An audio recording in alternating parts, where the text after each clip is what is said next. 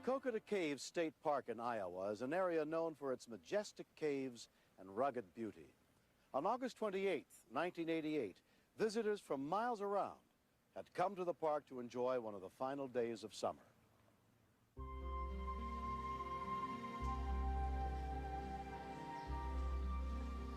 We had a choice between going to the caves and going horseback riding, and we just decided we'd go to Maquoketa Caves and look around.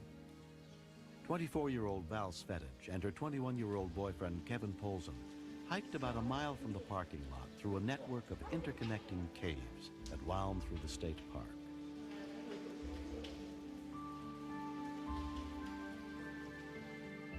We just came out of the caves and we were walking along a path, and we saw a path that was a little higher up. I wonder if we can get up there. To get a better view of the park, we just kind of climbed a little ways. The two of us were just laughing and joking and just having a marvelous time. Well, halfway.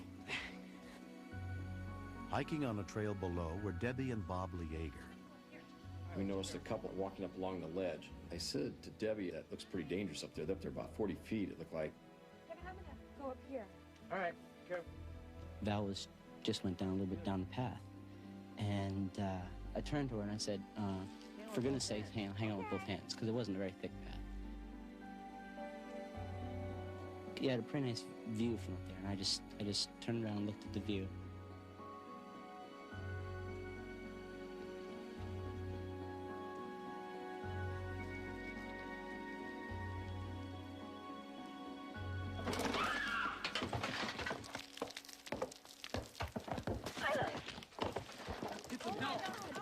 That I didn't know if she was alive or not. I thought there was life there, but I wasn't positive. I went to her. Okay, don't touch it. Just keep your hands down. Keep your head. No, you keep your head. No, you don't want to see it. Keep your head down. I told him to run for help in the other direction because he wasn't doing me any good because he was in such shock himself. Doing fine. What's your name? Her leg was bent somewhere in the lower part of the thigh, straight back. There was tissue and bones sticking out. The blood had started to pump out. So at this time we knew we had to apply direct pressure to it so we could get it to stop. Have to stop the blood flow. I just ran, and I'm not even exactly sure how my sense of direction got straight, but all of a sudden I was running, and then I was at the entrance. Help me. My girlfriend's been really hurt. She fell a long ways. Let me call it in. The call for help went into Jackson County Public Hospital at 2:10 p.m. Maquoketa C263, 1033. An ambulance crew was immediately dispatched to the scene. Code 88, Maquoketa Caves State Park. Melody Oltman was at the park that day, vacationing with her family. I was getting off the phone, and the kids and Dwayne came up and they said someone fell in the park and they need your help. And I said, probably just a sprained ankle. I'm not gonna go. They don't need my help. And he said, no, really, you should go look. Go see what's going on. I'm a nurse, and everybody helps everybody, and so I thought, well, I'd check it out. Ease my conscience, I guess.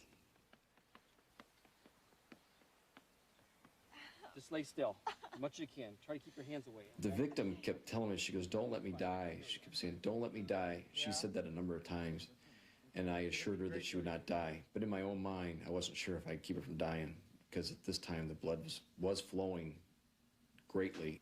Fine. Is somebody coming? Yeah, they're on their way. They called 911.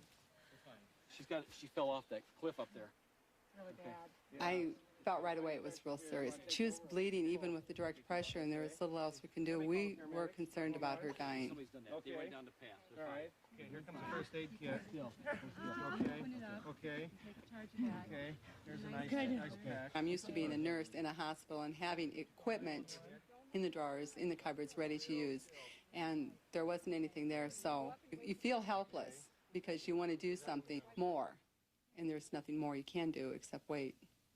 Bring them. Go back up to the rangers and tell the paramedics where we are. Okay. And tell them it's bad. Okay. Run right away. Go. They're on their way now. They're coming, Val. It was good when I was running or doing something, but when I just had to sit there, it was horrible. I felt completely helpless. Val, come on back. I want to take over, my hands are cramped, okay? I felt like she could go at any moment, and I felt like we must keep working, keep holding the pressure, keep talking to her so that she didn't die.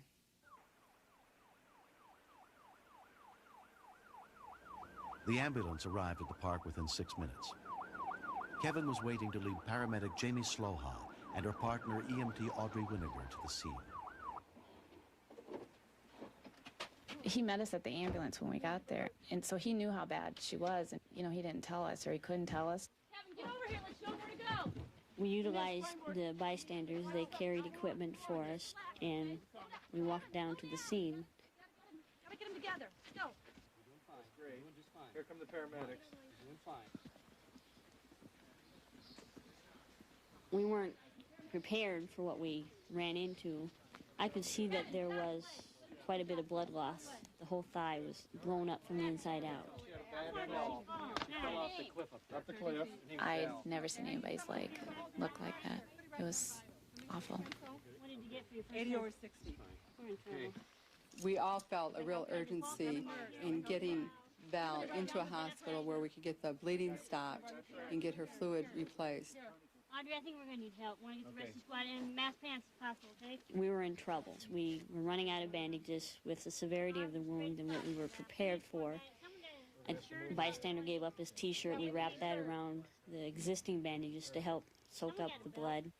Someone got a belt we can use? Yeah. You might not get it back. Okay. We utilized a bystander's belt, wrapped it around the patient's left thigh area above the injury site, and tightened it up fairly tight to help control the bleeding. Keep talking to her, make her talk to you.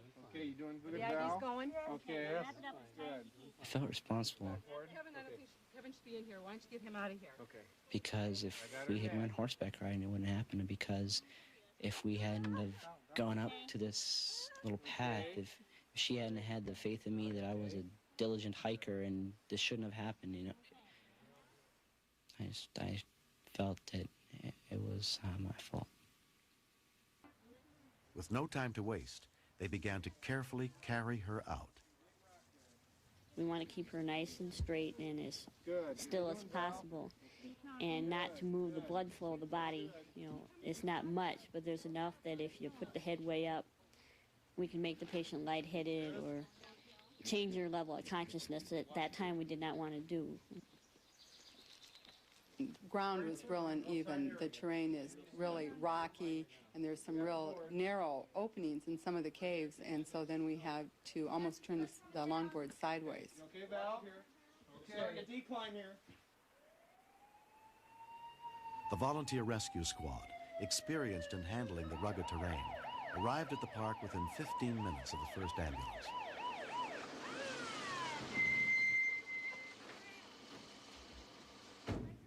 Down the trail about 150 yards, right down this way. Okay.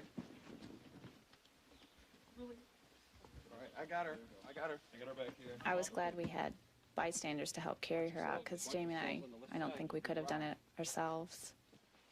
Okay. We got more steps here? Really steep. They're really narrow. Really narrow. Let's wait till we get turned around a little bit. Okay, let's take our time now. Let's take it easy. We met the rescue squad when we were almost to the steep stairs, and at that point the rescue squad basically took over with extricating Val out from the stairs up.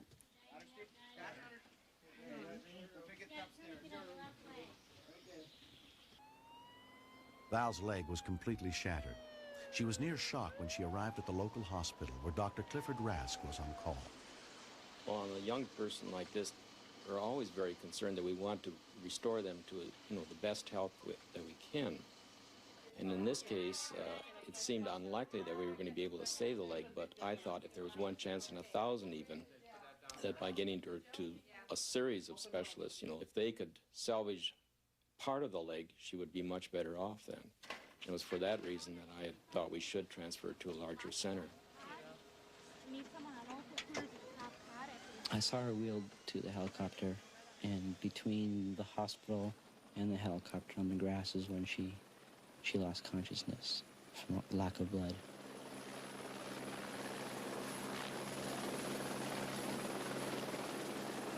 Val was airlifted to the University of Iowa Hospital, where doctors fought to save her life. She had lost 50% of her blood volume. When I woke up the next day, I asked them if they saved my leg because I knew I broke it, and they told me that they had to take my leg. And that was really was hard on me. I kind of cried a little bit like I am now. And then I just said, well, thank God I'm still alive.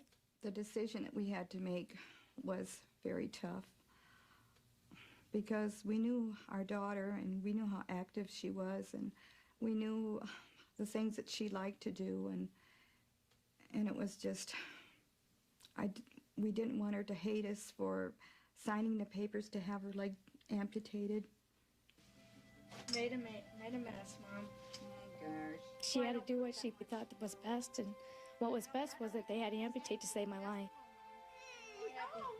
Thanks. Oh, that's terrific. I don't believe Val sees herself as handicapped. Handicapped is not a word in her vocabulary. It's more of an inconvenience. I would call it an inconvenience, not a handicap.